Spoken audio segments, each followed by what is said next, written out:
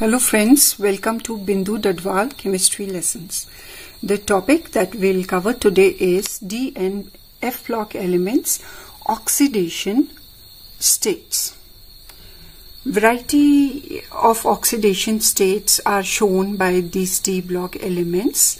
This is because of their electronic configuration. The existence of transition elements in different oxidation state means that their atoms can lose different number of electrons. This is due to participation of inner n-1 d electrons in addition to outer ns electrons, because the energies of ns and n-1 d subshells are almost equal. इनके D block elements के configuration होती है n-1 d 1 to 10 और ns 0 to 2. तो अगर सिर्फ s के electrons loose करेंगे तो लोअर ऑक्सीडेशन स्टेट शो करेंगे. तो जो लोअर ऑक्सीडेशन स्टेट है वो ये तब शो करते हैं जब सिर्फ s इलेक्ट्रॉन्स को लूज करते हैं. हायर ऑक्सीडेशन स्टेट में ns तो लूज करते ही हैं, साथ में n-1 d के भी इलेक्ट्रॉन्स को ये लूज कर सकते हैं. जैसे यहाँ पे जो टेबल है, ये फर्स्ट रो एलिमेंट्स जो हैं ये डिफरेंट ऑक्सीडेशन स्टेट शो कर रहे हैं. स्कैंडियम सिर्फ +3 शो करता है क्योंकि इसकी कॉन्फ़िगरेशन है आर्गॉन 18 3d1 4s2. तो 3 इलेक्ट्रॉन्स एक साथ लूज करके इसको नोबल गैस की स्टेबल कॉन्फ़िगरेशन मिल जाती है. टाइटेनियम जो है वो लास्ट शेल ns यानी 4s के 2 इलेक्ट्रॉन लूज करेगा तो +2 ऑक्सीडेशन स्टेट करेगा. 2 यहां से और 1 यहां से लूज करेगा तो +3, और 2 और ये 2 दोनों लूज करेगा तो +4. तो जो ये अंडरलाइंड ऑक्सीडेशन स्टेट है ये ज्यादा कॉमनली शो करता है. तो आप देख सकते हैं कि ये +4 ज्यादा कॉमन ऑक्सीडेशन स्टेट क्यों है, क्योंकि ये दोनों S और D के इलेक्ट्रॉन्स को लूज करके इसकी कॉन्फ़िगरेशन नोबल गैस वाली हो जाती है. तो टाइटेनियम जो है इसकी कॉमन ऑक्सीडेशन स्टेट है +4. वेनेडियम की कॉन्फ़िगरेशन है आर्गॉन 3d3 4s2. तो जो ऑक्सीडेशन स्टेट्स ये शो कर रहा है +2 +3 +4 एंड +5, और +5 कॉमन है क्योंकि 5 इलेक्ट्रॉन्स लूज करके इन आर्गॉन की नोबल गैस कॉन्फ़िगरेशन एक्वायर कर लेगा. क्रोमियम की कॉन्फ़िगरेशन है 3d5 एंड 4s1. तो +2 ऑक्सीडेशन स्टेट ये शो करता है, लेकिन +3 ज्यादा कॉमन है. तो 1 इलेक्ट्रॉन s से और 2 d से ये लूज करेगा तो +3 शो करेगा. इसी तरह 1 s का और 3 d के लूज करेगा तो +4 शो करेगा. D के 4 लूज करता है तो ये, और 1 S का करता है तो +5 शो करेगा. और इस तरह से D के 5 और S का भी 1 लूज करके +6 ऑक्सीडेशन स्टेट शो करता है. +6 भी इसकी कॉमन ऑक्सीडेशन स्टेट है क्योंकि इसमें ये नोबल गैस कॉन्फ़िगरेशन एक्वायर कर लेता है. +3 भी अंडरलाइंड है यानी कि कॉमन ऑक्सीडेशन स्टेट है, क्योंकि 3 इलेक्ट्रॉन्स लूज करने के बाद कॉन्फ़िगरेशन हो जाएगी 3d3. तो जो हमने ऑक्टाहेड्रल जो क्रिस्टल फील्ड स्प्लिटिंग एनर्जी, ये हम थ्योरी बाद में करेंगे कोऑर्डिनेशन कंपाउंड्स में. वहां हम देखते हैं कि D की 3 कॉन्फ़िगरेशन जो है वो काफी स्टेबल होती है. क्यों, ये हम बाद में करेंगे. मैंगनीज जो है 3d5 4s2, ये s इलेक्ट्रॉन्स लूज करता है तो +2 एक्वायर करता है. ये कॉमन है क्योंकि 2 इलेक्ट्रॉन लूज करके d5 हाफ फिल्ड हो जाता है जो कि स्टेबल होता है. इसी तरह ये +3 से +7 भी शो करेगा. 2 इलेक्ट्रॉन्स s के जाएंगे और फिर d से एक एक करके इलेक्ट्रॉन्स जा सकते हैं. इस तरह से इतनी सारी ऑक्सीडेशन स्टेट्स ये शो कर सकता है. आयरन 3d6 4s2 है, तो 4s के 2 इलेक्ट्रॉन लूज करेगा तो +2 ऑक्सीडेशन स्टेट शो करेगा. और अगर ये 4s के 2 और 3d का 1 लूज करेगा तो 3d5 स्टेबल कॉन्फ़िगरेशन आएगी, तब ये +3 ऑक्सीडेशन स्टेट शो करेगा. +2 और +3 दोनों ही कॉमन ऑक्सीडेशन स्टेट्स है. कई बार ये +4 और +6 भी शो करता है. इसी तरह कोबाल्ट, निकल, कॉपर एंड जिंक। तो आपने कॉपर में देखा ये +1 और +2 शो करता है, और जिंक में सिर्फ +2 शो करता है, क्योंकि 3D जो है फुली फिल्ड है, 10 इलेक्ट्रॉन्स आ जाते हैं, वो स्टेबल होता है, इसलिए वो इलेक्ट्रॉन्स लूज नहीं करता है। तो इसमें जब हम लेफ्ट टू राइट जाते हैं तो आप देखते हैं number of variable oxidation states increase करती हैं, मिडिल में सबसे ज्यादा है, और फिर वापस राइट की तरफ जाते हुए फिर से ऑक्सीडेशन स्टेट्स कम होती जाती हैं। तो हाईएस्ट ऑक्सीडेशन स्टेट्स वाले कंपाउंड्स आपको मिलेंगे फ्लोराइड्स और ऑक्साइड्स, क्योंकि फ्लोरीन और ऑक्सीजन सबसे ज्यादा इलेक्ट्रोनेगेटिव होते हैं और इलेक्ट्रॉन्स को अपनी तरफ अट्रैक्ट कर लेते हैं। इस तरह से ये हायर ऑक्सीडेशन स्टेट में मेटल्स जा सकते हैं। Some important conclusions regarding oxidation state of transition elements. कुछ ट्रेंड्स हैं, कुछ बातें हैं जिन पे बेस्ड क्वेश्चंस आपको पूछे जा सकते हैं। सभी ट्रेंड्स की हम बात करेंगे। The variable oxidation states, जैसा हमने पहले कहा, it is because n-1d के साथ साथ ns के इलेक्ट्रॉन ये लूज करता है। इस तरह से लोएस्ट ऑक्सीडेशन स्टेट में s इलेक्ट्रॉन लूज करता है, हायर ऑक्सीडेशन स्टेट्स में जो है d के भी इलेक्ट्रॉन्स लूज करता है। तो क्रोमियम की जैसे लोएस्ट ऑक्सीडेशन स्टेट +1 होगी, क्योंकि 3d5,4s1 s के एक इलेक्ट्रॉन है। इसी तरह कॉपर की 3d10,4s1 है, तो कॉपर भी +1 ऑक्सीडेशन स्टेट शो करता है। और इनके अलावा जो दूसरी एलिमेंट्स हैं उसमें 4s के 2 के साथ शुरू होके d के कुछ इलेक्ट्रॉन्स को लूज करते हुए ये वेरिएबल ऑक्सीडेशन स्टेट शो करेंगे। Second trend, except scandium, the most common oxidation state of first row transition elements is +2. Scandium के अलावा जो +3 शो करता है, बाकी सब आपको +2 शो करते हुए दिख जाएंगे। तो सभी एलिमेंट्स जो हैं वो +2 ऑक्सीडेशन स्टेट शो करते हैं। तो मोस्ट कॉमन ऑक्सीडेशन स्टेट हो गई +2, which arises due to loss of 2 4s electrons. This means that after scandium 3d orbitals become more stable and are lower in energy. इनकी आप कॉन्फ़िगरेशन देखेंगे तो 4s की एनर्जी शुरू में स्कैंडियम में 4s की एनर्जी कम है और 3d की ज्यादा है, लेकिन स्कैंडियम के बाद 4s की एनर्जी ज्यादा हो जाती है और 3d की कम हो जाती है।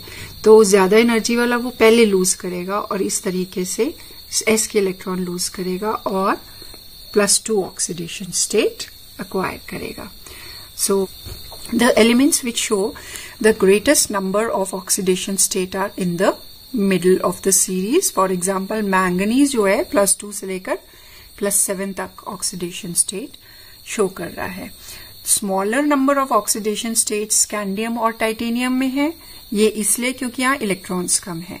और इसी तरह कॉपर और जिंक में है, इसलिए कि यहाँ availability of half filled orbitals कम है। 3d10 जब हो जाता है तो d सारा फिल हो गया है, तो अब वो इलेक्ट्रॉन नहीं लूज कर सकता है, इसलिए भी इनकी ऑक्सीडेशन स्टेट्स कम होती हैं।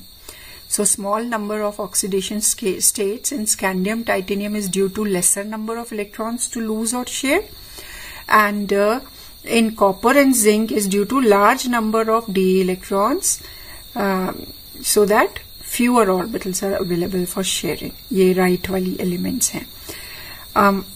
Orbitals तो for first 5 elements जो है आप क्या देखते हैं कि मिनिमम ऑक्सीडेशन स्टेट डिसाइड होती है from the number of 4s electron, and other oxidation states में आप 4s में कुछ d के इलेक्ट्रॉन्स या सारे d के इलेक्ट्रॉन्स ऐड कर सकते हैं and you get oxidation states.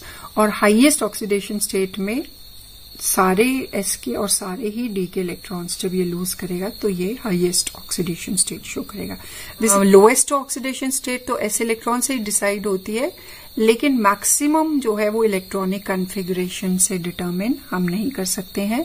Maximum oxidation state is not related to electronic configuration. जैसे आयरन के केस में आपकी मैक्सिमम ऑक्सीडेशन स्टेट जो कि स्टेबल है वो +3 है, जो कि इसकी कॉन्फ़िगरेशन से हमें नहीं एक्सप्लेन कर पा रहे हैं।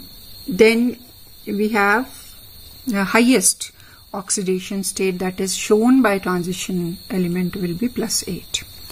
Scandium 2 is not known क्योंकि scandium 2 में configuration होगी argon 18 3d1 जो कि stable नहीं है। scandium 3 में होगी argon 18 and 3d0 4s0 that is noble gas configuration, तो इसलिए 3 stable है।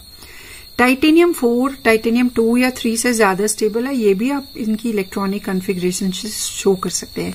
टाइटेनियम की होगी argon 18 3d0 4s0 +4 oxidation state में, तो ये नोबल गैस की कॉन्फ़िगरेशन है, इसलिए ये ज्यादा स्टेबल होगी। टाइटेनियम 2 में 3d में 2 इलेक्ट्रॉन्स हैं और 3d में 1 है, जो कि उसके मुकाबले में कम स्टेबल होगा।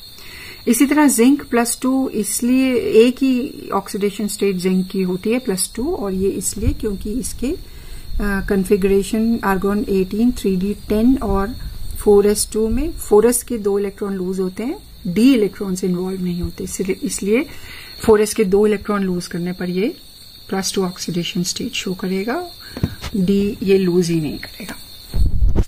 नेक्स्ट ट्रेंड, +2 +3 ऑक्सीडेशन स्टेट्स में जनरली बॉन्ड्स आयनिक होते हैं, जबकि हायर ऑक्सीडेशन स्टेट्स में बॉन्ड्स कोवलेंट होते हैं और शेयरिंग से बनते हैं।